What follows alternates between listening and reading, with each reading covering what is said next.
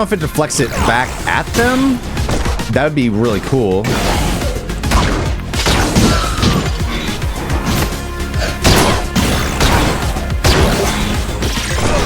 Oh, whoops. I had a third arm there. Hello everybody, it is your boy Accept, and today we're going to take a dive into Mullet Mad Jack, a fast, frenetic 80s OVA FPS inspired Neo Vaporwave game, which is endlessly fun and entertaining. I actually beat it today, but it came out yesterday. I was playing it all yesterday. And to be fair, it's not a very long game unless you're playing the endless mode, which we're not going to take a look at. But it is a really, really addicting game. And yeah, in fact, this game is actually inspired by another game. And the game that it's inspired by is another game called Post Void, which is very similar to this game. But actually, this game is very similar to that game because that game came out before this one came out, and it's very strongly inspired by that game. But before we get into all that, let's actually look into the settings. There is actually some settings for YouTube videos and whatnot, called Purple Blood. You can even, turn off the HUD, turn off the VHS filter if you want. I like it. I think it's a cool aesthetic. You can even tell the Purple Blood filter says it's YouTuber friendly. There's also a Twitch chat feature which you can enable in the game, which is actually really cool because there is a pseudo Twitch chat in the game because it has a lot of meta commentary on social media and likes and dopamine and all this other stuff. And the fact that you could actually feature your own Twitch chat if you have an actual sizable Twitch chat that watches your Twitch and feature that in the game, that's actually really neat. I've never seen another game do that. But anyways, let's get into the game. I actually did beat the game, and once you beat the game, you actually do go straight into endless mode. We're not going to play the whole game. If I had to say how many hours this game is, especially if you play it on normal, this game is probably 2, 3, 4 hours. It's not very long, but let's get into it. And we're going to start from the very beginning on a new playthrough. You can see it says I beat it on normal. So, and there are multiple difficulties. There's the easy mode difficulties, no timer, which has no timer at all, which kind of eliminates the point of this game. But if you just want an easy time, then there you go. Easy, which gives you 15 seconds on your lifespan and 3 seconds for every kill. Bosses do half damage. Normal, which is, it's normal difficulty, gives you 10 seconds. Every enemy killed gives 2 seconds. Challenge, which gives you 10 seconds for 1 second every kill. Hard, and then permadeath, which is basically Iron Man difficulty. You have to beat the entire game on 1 life, which is insane. I'm actually going to play this. Should I play this? No, you know what? I'm going to play this on challenging. I'm going to play this on challenging because hard mode gives you no seconds for killing enemies. Although it does say headshots give you 1 second and environmental kills gives you 2 seconds. So it definitely rewards you for doing that more often. I'm just going to start on challenge mode. So let's get into it. Far into the future, men and the internet merge into a new being. Humans need dopamine every 10 seconds or else they die. The world is now ruled by super rich AI robots called robillionaires. Those who dare to live every 10 seconds of life to kill these robots are called moderators. So yeah, it's kind of meta in a way, and it's commentary on social media and live streaming and whatnot. Literally the whole game is you're in a part of a live stream, a Twitch live stream. Strong silent type. Sir, I'm going to call him. You entered the Peace Corps Justice app, the #1 moderator streaming app. You will enter live stream shortly. Today's prize? These amazing sneakers. Today's mission? To rescue the influencer princess from the robot scum.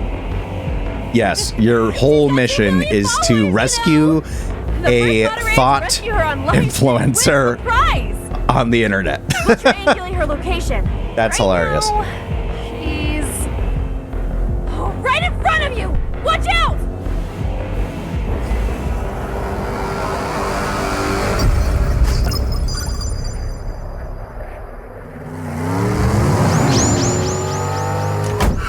Also, I have to say, I really dig the anime aesthetic of this game. Like, you can tell it's not like 100% authentic. It definitely feels like it has a very Western feel to the look of the game, but it does it in a very love letter kind of way. You can definitely tell that this is totally a love letter to old school anime OVAs of the time. And also, it has references to stuff like Die Hard as you enter the Nakamura Plaza, or or whatever it's called.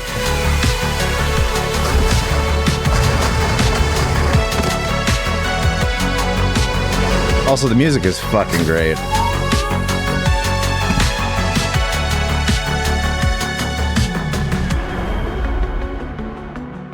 All right, and now we're gonna get into the game.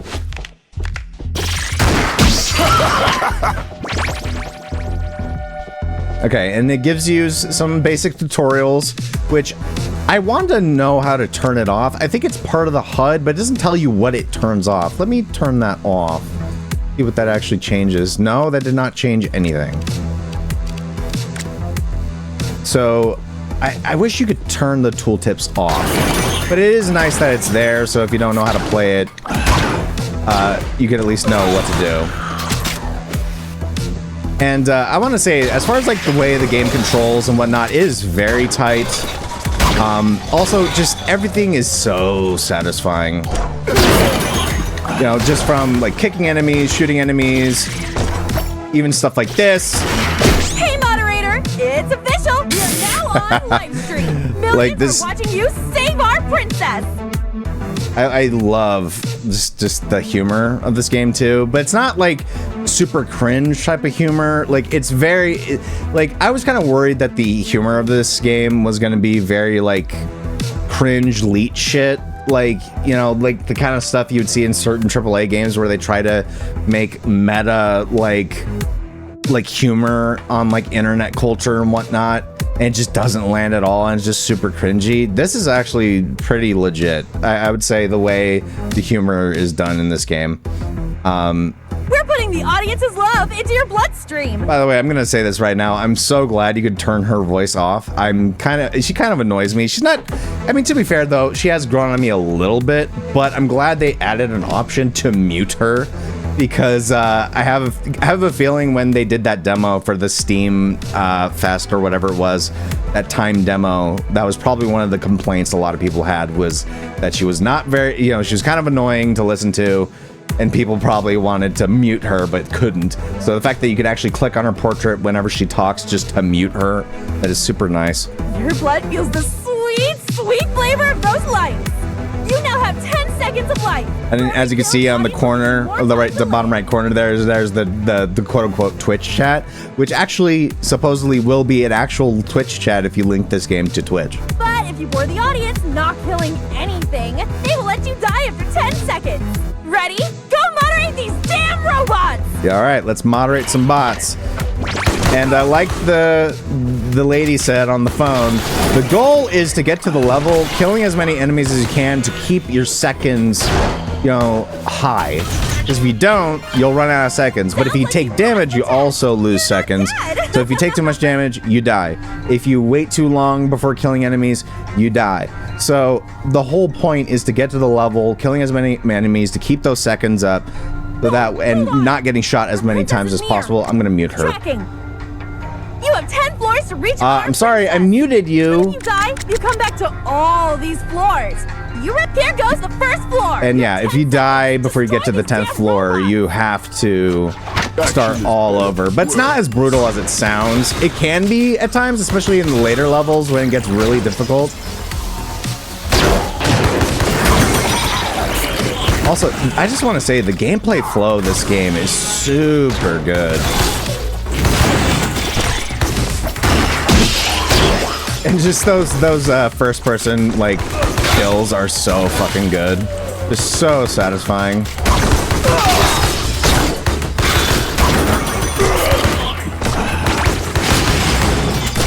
Also, we haven't gotten to it yet, but every time you beat a level, you actually do get some upgrades. So for example, you can get the machine gun, a fast slide, slow bullet chance. These are totally random. I'm gonna equip the machine gun. And every time you beat a 10 floors, you actually do get permanent upgrades as well. Like stuff like you can re-roll the upgrades.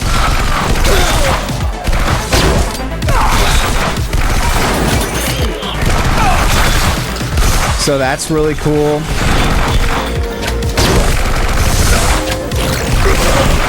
But yeah, this game is so tight in its controls. Also, I find it funny that, too, like, even though, like, you're going down and stuff like that, you're going up a tower. Even though you'll go down, like, slides and go down shafts and whatnot, but somehow you end up in an elevator that leads you to going up the floors instead of down. It's very odd, but also, yes, your character does have one-liners. In fact, there's actually a perk that allows you to have many one-liners the more you kill enemies instead of every floor, which is really fun. Very Duke Nukem in a way. Also, I just love the character of Mullet Mad Jack. He's just fun. He's a fun character. Also just looks very, very cool. Also, almost gonna run out of time. Want to avoid that. Yes, there's also environmental kills, as you can tell. Yeah, a lot of these levels are very quick. You can finish them very quick. In fact, I would be curious to see a speedrunner finish these levels. I'm going to switch to a shotgun. Show you what the shotgun does. I mean, it's a shotgun. It's exactly what you expect it to do. Oh.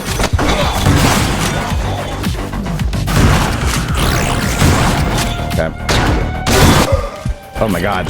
Yeah, hard mode definitely is, or challenging mode is definitely much more challenging than normal mode. In fact, that was one of the things I noticed was that normal mode almost feels a little too easy if you're used to this kind of game, especially if you're into boomer shooters. This is also like just the perfect kind of game where if you're just looking to kill some time, man, this does it in a very perfect way, and where it doesn't feel like it's wasting your time. It's super quick, and even when you die, it feels like you're not wasting much time. In fact, most of these levels, you can, like you've been seeing at the times that show up at the end of a level, you can beat these levels in like sub 30 seconds, maybe even less, because they're very quick. They are also very random, and I don't think they're randomly generated. I think these rooms are actually handcrafted. They're just randomly selected. Although each 10 floors does have a different set of like level designs and even hazards. Gotta get the soda. Yeah, see, 38 seconds.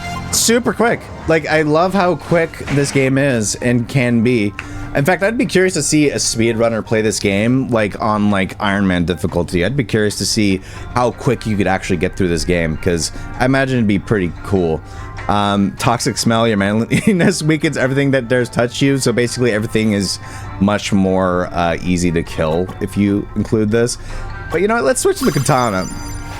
And yes, the katana is as fun as it sounds. It is a melee weapon, but you can throw it.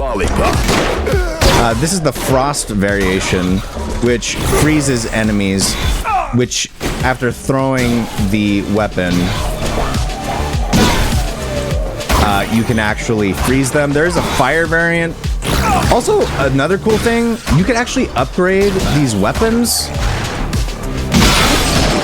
But you can only do that after you receive the passive upgrade that allows you to upgrade to level 2 and level 3 version of the weapons. And once you get them, you don't have to worry about re-rolling for a level 3 or a level 2. So that's very nice. I'm not gonna go back to the pistol. Akimbo soda. Could you akimbo swords? I'm actually curious about that. But I'm not gonna do it. I'm just gonna choose lollipop. By the way, it looks like he's smoking a cigarette. Mullet Mad Jack. He's not. He's using lollipops, which I find very funny. I don't know if that's a commentary on smoking, but it is very cute.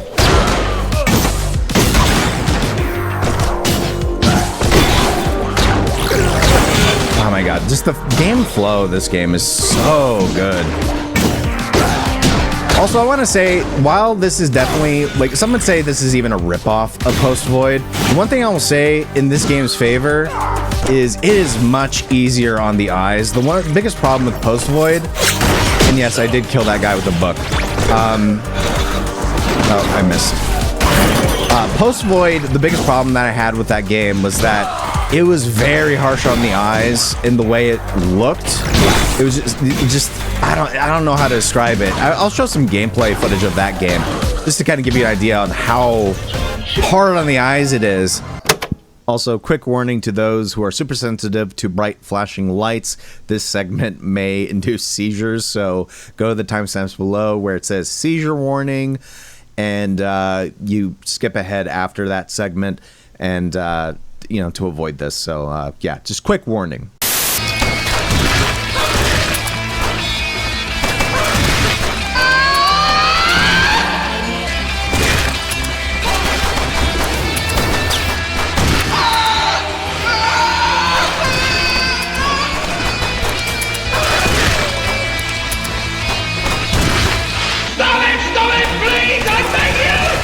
It's a very difficult game to look at for extended periods of time. This game does not have this problem. Bullet deflect, that is fucking awesome. Every time you attack, when a bullet's about to hit you, you can deflect it back. That is super awesome.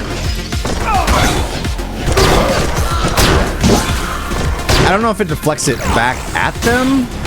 That would be really cool.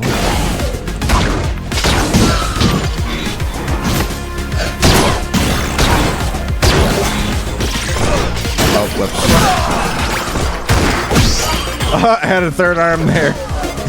Or it looked like it anyway. Yeah, there's some goofiness with some of the graphics at times. Although I may have saw that incorrectly. And yes, again, you're going down floors to go up floors.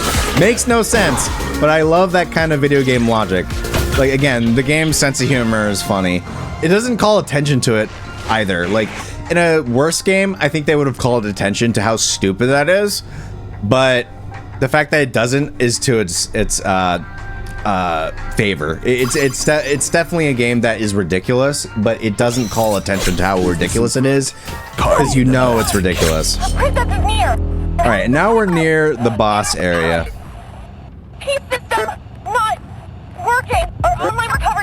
Okay, blah, blah, blah, blah, blah.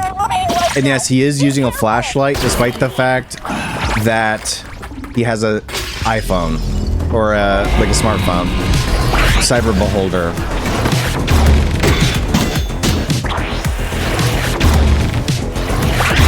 And you may be thinking, how are the boss fights? They're not bad, actually. I think they're fine. Although there is one boss in this game that was way more difficult than I thought it would be. Maybe it was just I was playing badly. Also, one thing I will say is that sometimes I feel like my reach on the katana should be longer, but for some reason, I end up missing a lot of the time. Oh, wait. Rebellionaire killed. Beholdo Big Sight. That's a good name. So yeah, we killed the first Rebellionaire, which are the names of the bosses. The Rebellionaires. Oh, looks like it's too late to say that. And yes, this is a light gun cabinet, if you couldn't tell. Yes, our princess is in another castle. It is now on the 20th floor. This is all a game, don't it see? Someone else is controlling you. There are some meta commentary things, like the fact that it calls attention to, like, don't you feel like you're being controlled by someone else, i.e. us, the player? Now, I did kind of say that it doesn't call attention to stuff like this, but at the same time, I don't think that was too bad. I think it earns it. And yes, you progress to the next level by smashing the machine. Also, I love the portraits here, and they are random. Like, they'll give Mullet Mad Jack, like, different looks every time you beat every 10 floors. And 10 floors are basically a whole chapter, by the way. Which, by the way, love the VHS aesthetic. I just... And yes, you can get nut shots, which is actually pretty cool. So headshots, finishes, exploded, electrocutions, grinded. I don't know what that is. Frozen, slashed, and nut shots, which I got to. Must have been when I was using the pistol. And this is what I was talking about. I said permanent passives. This is what I'm talking about. Every 10 floors, you get a permanent passive, and there's 2 upgrades for each. So if you get this one, this will have add a button on the shop to reroll upgrades 3 times per chapter, but then there's a better version that allows you to reroll every floor, which is really, really nice. Last upgrade Keeper last upgrade into your new life. Weapon upgrades level 2, makes weapon upgrades to level 2 available in the shop. So we're gonna just choose that one. And yes, it gives you a description of what they do, which allows you to buy upgrade mods of level 2 weapons. So if you get the shotgun, you could then re-roll or roll for a level 2 version of that gun. And once you get the level 2 version, you don't have to re-roll for the same version every time. You can just, once you get the level 2 version, that's the only one that will be available next time it rolls into the shop. So that's actually really, really nice. And yes, we got a Tamagotchi in this game, or a Omagoshi, which actually does play into the story. I'm not going to spoil it, though. I won't say anything else other than that. Also, how's the story? I'm going to be completely honest. The story does not matter. It really does not matter. It is very dumb and very self-aware.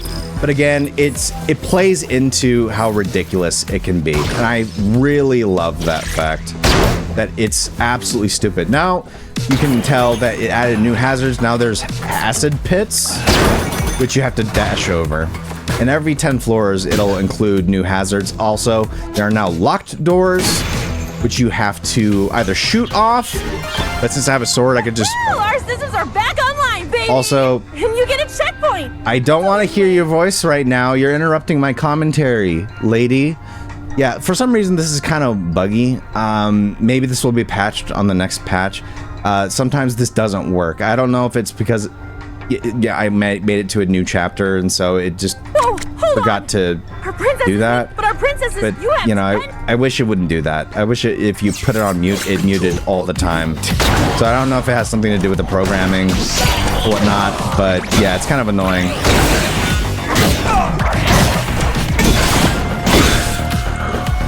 Oh, get it. Also, I wish you could turn off the tooltips, which unfortunately you cannot turn off the tooltips. You can turn off the HUD, but you can't turn off the tooltips. Really, really weird decision that you can't turn it off. So again, hopefully you could turn it off in a future patch.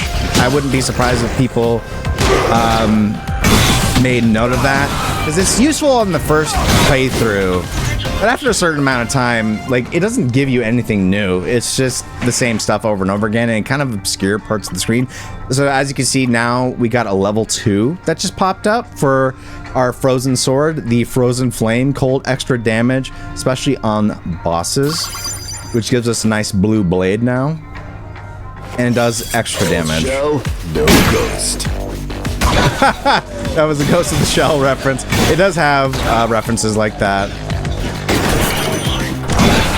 Probably not the best reference that I've heard. Or it wasn't the funniest way to reference Ghost in the Shell, in my opinion. But, you know, hey, again, it's very obvious that it's trying. So basically, yeah, Mullet Mad Jack is basically Duke Nukem, but if he was a Japanese OVA. That's basically Mullet Mad Jack to a T. Okay. Yeah, so anyways, that's the game. I'm not going to continue playing it. You get the gist of Mullet Mad Jack. What are my thoughts on this game? It's fun as hell. Really, really fun game. Not much else to add. I could keep playing this game, but I don't think there's a point to doing so. You kind of got the gist of the game. It's very simple, fun to learn. It can be as easy or as challenging as you want. There's an endless mode. This game is, you know, and of course there's even a story to the game, even though, again, I say story very loosely. It's a story, but not really anything deep. It's not anything that's going to get your noggin jogging, although there are moments in the story where it caught me off guard with how meta it was being, but it was meta in a very good way. So yeah, I was actually really surprised by that, but I didn't hate it at all. I thought it was really, really fun in the way it does all its like meta commentary stuff. And it's just really fun. It's got a good sense of humor. The design of the game, the look of the game.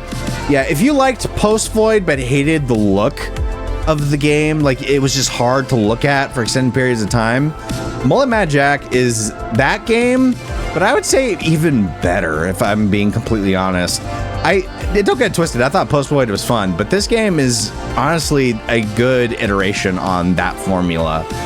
Very quick, very fun, quick pick up play. You can play it for like hours, you can play it for like 30 minutes, 20 minutes, 10 minutes at a time. It's very easy to get into.